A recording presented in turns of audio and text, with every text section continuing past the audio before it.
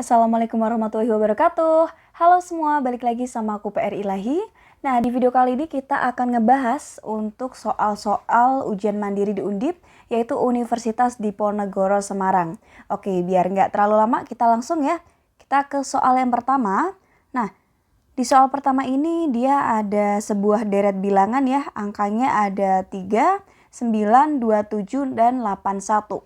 Kira-kira angka berikutnya itu angka berapa? Oke, di sini kalau kita lihat dari 3 ke 9 itu hasil dari 3 kali 3. Nah, si 27 itu hasil 9 dikali 3 dan 81 juga hasil dari 27 dikali 3. Maka otomatis si angka yang terakhir ini adalah sebuah angka hasil perkalian antara 81 dikali 3. Oke, kita hitung 81 kali 3 ya, hasilnya berapa? 1 kali 3 kita dapat 3, 8 kali 3 kita dapat 24. Nah, berarti hasilnya adalah 243. Oke, jawabannya ada ya yang C. Nah, untuk soal yang kedua ini dia masih sama ya, agak-agak mirip deret angka juga, tapi kemungkinan untuk polanya agak beda. Nah, di sini langsung kita kerjain ya. Ada 99, 96, 91, 84, 75. Oke, dan ternyata dia kebetulan polanya juga hampir mirip, lompatnya cuma satu kali. Dari 99 ke 96 dia dikurangi 3, dari 96 ke 91 dia dikurangi 5. Terus yang berikutnya dari 91 ke 84 itu dia dikurangi 7. Terus yang 84 ke 75 dia dikurangi 9. Nah, berarti kalau ke digit terakhir dia dikurangi berapa? Oke, di sini kita lihat ya, untuk pengurangannya dia selalu angka ganjil. Nah, berarti otomatis di sini dikurangi 11. Oke, berarti 75 dikurangi 11 hasilnya adalah 64 ya. Nah, jawabannya yang C. Nah, untuk yang soal berikutnya ini dia menyinggung mengenai segitiga ya. Nah, di sini kita pakai segitiga siku-siku. Oke. Di sebuah segitiga siku-siku panjang sisi miringnya 13 cm bisa kita tulis di sini. Untuk panjang alasnya 12 cm. Untuk pertanyaannya adalah tentukan tinggi, luas, dan keliling segitiga tersebut. Oke, teman-teman ingat ya, di sini untuk startnya adalah dia segitiga siku-siku. Nah, karena dia segitiga siku-siku, maka kita bisa menggunakan yang namanya rumus Pitagoras. Oke, ini kita sebut sebagai X. Jadi si X-nya itu kita hasilkan dari 13 kuadrat dikurangi 12 kuadrat. Nah, yang 13 kuadrat itu hasilnya 169, yang 12 kuadrat itu 144, yang kalau kita kurangkan kita dapat nilai akar 25. Nah, akar 25 berapa? Yaitu 5. Oke, berarti di sini untuk tingginya adalah 5 cm. Nah, sebenarnya karena tingginya ini 5 dan ternyata jawabannya selain A itu tidak ada yang tingginya 5 cm, maka ini jawabannya tunggal. Kita tidak usah mencari untuk luas dan keliling. Tapi kalau teman-teman misal masih ragu, boleh dicari lagi. Atau mungkin yang tingginya 5 cm misal ada di A dan C, A dan B. Tapi kalau semisal sudah ketemu ya untuk tingginya ini 5, dan nggak ada pilihan yang lainnya yang menunjukkan tinggi 5, ya udah berarti langsung pilih yang A. Oke, kita next ke soal berikutnya. Untuk soal yang keempat ini yaitu mengenai perbandingan. Nah, di sini dijelaskan bahwa perbandingan uang Adi dan uang Ida yaitu 3:2. Terus yang kedua diketahui bahwa jika uang Adi dan Ida berjumlah, kalau berjumlah berarti dia total. Nah, totalnya itu Rp75.000. Yang ditanya berapa masing-masing uang Adi dan Ida. Nah, ini cukup mudah ya. Ingat tadi perbandingannya untuk Adi dibanding dengan Ida adalah 3:2. Yang pertama, kalau kita mau mencari jumlah uang Adi, itu caranya kita pakai 3 pernya berapa? Per 5. Nah, 5-nya dari mana? Yaitu jumlah perbandingan 3 ditambah 2. Jadi 3/5 dikali 75.000. Nah, ini juga sama ya caranya yang kita pakai untuk mencari jumlah uang Ida. yaitu kalau IDA berarti 2 per 5 kali Rp75.000.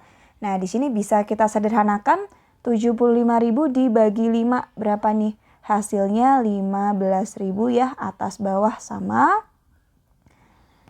Nah, yang punya Adi berarti 3 dikali 15.000, hasilnya adalah Rp45.000 gitu ya. Terus kalau yang Ida hasilnya berapa? 2 kali 15.000 yaitu Rp30.000. Jadi jawabannya adalah pilihan yang B. Nah, ini soalnya cukup sederhana, yang penting adalah berhati-hati dalam menghitung. Nah, untuk yang soal berikutnya ini mungkin agak berbeda ya. Kalau tadi lebih ke hitung-hitungan, tapi di sini kita bertemu dengan kata-kata nih. Nah, yang pertama di sini ada termometer dipasangkan dengan suhu. Terus kalau barometer itu pasangannya apa? Nah, kalau termometer di sini kan kita ketahui bahwa dia fungsinya untuk mengukur suhu. Entah itu mungkin suhu ruangan atau suhu badan ya, tergantung termometer apa yang digunakan. Nah, berarti yang kedua yaitu barometer, dia juga harus dipasangkan dengan apa yang dia ukur. Yaitu ibaratnya barometer itu untuk mengukur apa? Jadi barometer itu untuk mengukur apa sih? Ya, untuk mengukur tekanan udara. Nah, di sini kita lihat ya, jadi sebenarnya kalau yang misal padan kata, nah itu kita nggak hanya mengetahui nih maksudnya hubungannya apa, tapi kita juga harus punya pengetahuan umumnya. Misal tadi ya, barometer itu fungsinya untuk mengukur tekanan udara. Nah, untuk soal yang berikutnya ini harusnya ada pengantarnya, yaitu kita harus mencari kata yang dia itu agak menyeleweng atau yang tidak termasuk ke dalam kelompok atau teman-teman yang lain. Nah, di sini yang pertama ada manggis, ada pisang, ada mangga, ada nangka, ada durian. Oke, kira-kira kalau kita cermati, mana sih buah yang tidak termasuk kelompoknya nih? Dan kenapa dia tidak termasuk? Mungkin bisa kita pikirkan dulu ya, nanti kalau misalnya udah dapat jawabannya baru dilihat pembahasannya. Nah, jadi yang tidak termasuk ke dalam kelompoknya adalah buah pisang. Nah, kenapa buah pisang? Karena buah manggis itu dia memiliki biji. Nah, buah mangga juga memiliki biji, buah nangka memiliki biji, buah durian memiliki biji. Tapi buah pisang dia tidak memiliki biji. Mungkin memang ada beberapa, tapi dia tidak secara keseluruhan ya. Nah, makanya yang tidak termasuk ke dalam kelompoknya yaitu buah pisang. Nah, yang di soal ini juga masih sama ya, yaitu kita mencari pilihan atau mungkin suatu benda atau kata di sini yang dia tidak termasuk ke dalam kelompok untuk yang lainnya, ibaratnya dia paling berbeda. Nah, coba kalau kita lihat di garam, kopi, gula, kecap, terigu, apa sih yang bisa kita ulik? Oke, jadi perlu diperhatiin ya, yang garam ini dia bentuknya adalah berupa butiran. Terus kopi juga berupa butiran. Nah, gula juga berupa butiran, terigu juga berupa butiran. Tapi kalau kecap, dia bentuknya apa? Suatu cairan. Maka yang tidak termasuk ke dalam kelompoknya yaitu si kecap gitu ya. Jadi memang harus kita teliti ini dalam mencari mana sih yang tidak termasuk dalam kelompoknya. Nah, yang soal berikutnya ini kita bertemu atau akan bermain ya dengan barisan aritmetika. Jadi soalnya adalah diketahui barisan aritmetika dengan rumus jumlah n suku pertama. Nah, ini ingat ya teman-teman ya, beda antara jumlah n suku pertama dengan jumlah suku ke n. Nah, ini dua hal yang amat sangat berbeda. Nah, di sini untuk rumus jumlah n suku pertamanya adalah Sn sama dengan n kuadrat min 6n. Nah, yang ditanya beda dari barisan tersebut. Oke, caranya seperti apa? Caranya kita cari untuk jumlah 2 suku pertama dan jumlah 1 suku pertama. Jadi ibaratnya kita tahu nih, untuk S1 itu sama dengan U1. Nah, berarti S1 sama dengan berapa? 1 kuadrat dikurangi 6 kali 1. Nah, di sini kita dapat 1 min 6 sama dengan min 5. Terus untuk yang S2, yaitu 2 kuadrat dikurangi 6 kali 2. Nah, 2 kuadrat 4, terus 6 kali 2-nya berapa? 12 ya. Berarti 4 min 12 sama dengan min 8. Nah, berarti kalau S1-nya min 5, tapi S2-nya min 8.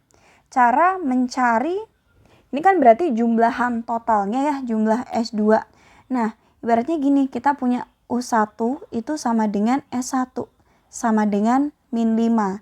Nah, tapi kalau S2 itu adalah jumlah dari U1 plus U2. Berarti kalau kita mau nyari U2, ya udah kita pakai ini.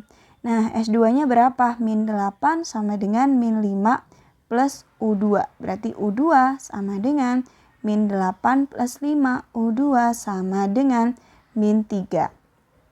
Nah, berarti bedanya berapa? B-nya sama dengan U2 min U1. U2-nya min 3, U1-nya min 5. Nah, bedanya berarti min 3 plus 5 sama dengan min 2. Oke, jadi beda barisannya adalah teman-teman, 2 ya, ini enggak min ya.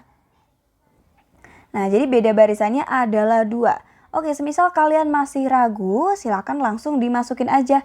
Berarti U1 tadi kita dapat min 5. Nah, plus 2 jadi berapa? Plus 2, jadi kita dapatnya adalah min 3. Nah, ini kan S1-nya min 5, S2-nya berarti min 5 tambah min 3, min 8. Berarti sudah benar. Nah, di soal ini kita bermain dengan logika kalimat, yaitu kalau dinyatakan pelamar harus memiliki ijazah SLTA atau sederajat, maka titik. Nah, berarti di sini kita harus mencari jawaban yang benar. Yang pertama A, sarjana muda tidak boleh melamar. Oke, ingat ya tadi kata-katanya pelamar harus memiliki ijazah SLTA atau sederajat. Nah, tadi yang A, sarjana muda tidak boleh melamar. Padahal kalau sarjana pasti dia sudah punya ijazah SLTA. Maka yang A ini tidak sesuai. Nah, terus yang B, peserta seleksi SNMPTN boleh melamar. Nah, apakah ini betul? Ini juga kurang tepat karena kalau misal kita ikut SNMPTN belum tentu kita sudah memegang ijazah ya. Jadi ini yang B juga tidak tepat. Nah, yang C, lulus SLTP boleh melamar. Ini salah karena dia harus punya ijazah SLTA. Kalau SLTP itu dia masih SMP aja. Nah, yang D, guru SLTA boleh melamar. Yang ini baru jawaban yang benar. Karena kalau guru SLTA berarti kan paling tidak dia sudah lulus di SLTA. Jadi pasti sudah punya ijazah. Nah, apakah yang E salah? Yang E, sarjana tidak boleh melamar. Ini kasusnya hampir sama dengan yang A ya. Dia sarjana tidak boleh melamar. Ini salah karena kalau sarjana pastinya harusnya dia udah punya ijazah SLTA. Oke, yang berikutnya ini masih dengan permainan kalimat. Nah, di sini ada yang pertama, jalan untuk mobil terbuat dari aspal. Terus yang kedua, sementara aspal termasuk migas. Nah, kalau seperti ini artinya kita harus mencari kesimpulan. Oke, ingat ya, jalan untuk mobil itu dia terbuat dari aspal. Nah, kedua, aspal termasuk migas. Berarti untuk mobil terbuat dari aspal, aspalnya dari migas. Yang pertama yang A, di sini dia mengatakan mobil melewati jalan yang terbuat dari premium. Nah, ini salah ya, karena kan tidak dikatakan bahwa migasnya itu apa. Oke, terus yang B, aspal bukan terbuat dari migas. Nah, ini juga salah karena malah menyalahi pernyataan. Karena kan di sini tertulisnya aspal termasuk migas. Terus yang C, mobil melintasi jalan yang terbuat dari migas. Oke, kita baca ulang. Jalan untuk mobil terbuat dari aspal, sementara aspal termasuk migas. Nah, berarti otomatis si mobil itu melintasi jalan yang dia terbuat dari migas. Nah, buat makin yakin kita cek yang D, migas merupakan jalan mobil. Nah, ini belum tentu karena kan untuk migasnya itu tidak semua migas ya, yaitu yang untuk membuat jalan adalah aspal. Terus yang E, semua jalan menggunakan migas. Nah, ini kurang kita bisa buktikan juga kebenarannya karena di sini hanya dikatakan jalan untuk mobil. Nah, jalan untuk motor, sepeda, untuk jalan kaki dia tidak dikatakan secara spesifik bahwa dibuatnya adalah menggunakan bahan yang termasuk migas juga. Yang berikutnya adalah kita bertemu dengan volume ya. Nah, untuk soalnya volume ember jika penuh adalah 42,5 liter. Nah, ini kita tulis ya, kalau penuh itu dia 42,5 liter. namun hanya terisi air sebanyak 3/5 saja. Oke, supaya lebih mudah kita gambar saja, ini perumpamaan ember. Nah, ini kita bagi 1, 2, 3, 4, 5. Nah, ini ada 5 bagian. Tadi dikatakan yang terisi hanya sebanyak 3/5. Berarti yang terisi hanya sebanyak ini ya teman-teman ya. Terus yang kedua, air tersebut diambil oleh Andi sehingga kini hanya tinggal 1/5. Nah, yang pertama berarti kita punya 3/5 ya, 3/5 air. Nah, terus ketika diambil oleh si Andi, itu nanti dia sisanya hanya 1/5. Artinya si Andi ini mengambil berapa bagian? Yaitu si Andi mengambil 2 bagian. Nah, 2 bagiannya yang ini, yang tadi diambil oleh Andi. Maka cara menghitungnya ini sederhana, yaitu yang diambil Andi adalah 2/5 dikali 42,5 liter. Nah, di sini bisa kita hitung ya, 42,5 dikali 2 sama dengan 85. 85 kali 5 sama dengan 17 liter. Jadi jawabannya pilihan yang A. Yang berikutnya kita bermain dengan kata-kata lagi ya. Di sini ada timur, barat daya, barat laut. Nah, di sini timur dipasangkannya dengan barat daya. Berarti kalau barat laut pasangannya apa? Untuk mempermudah kita gambar aja ya untuk arah mata angin. Nah, di sini ada timur, di sini ada tenggara. Nah, selanjutnya ada selatan, ini ada barat daya, ini ada barat, ini ada barat laut, ini ada utara, dan di sini ada timur laut. Oke, yang pertama tadi adalah yang si timur, itu dia berpasangan dengan barat daya. Nah, artinya dia melewati berapa? Yaitu dia melewati tenggara dan selatan. Jadi kalau barat laut berarti kita startnya di sini ya. Ini barat laut.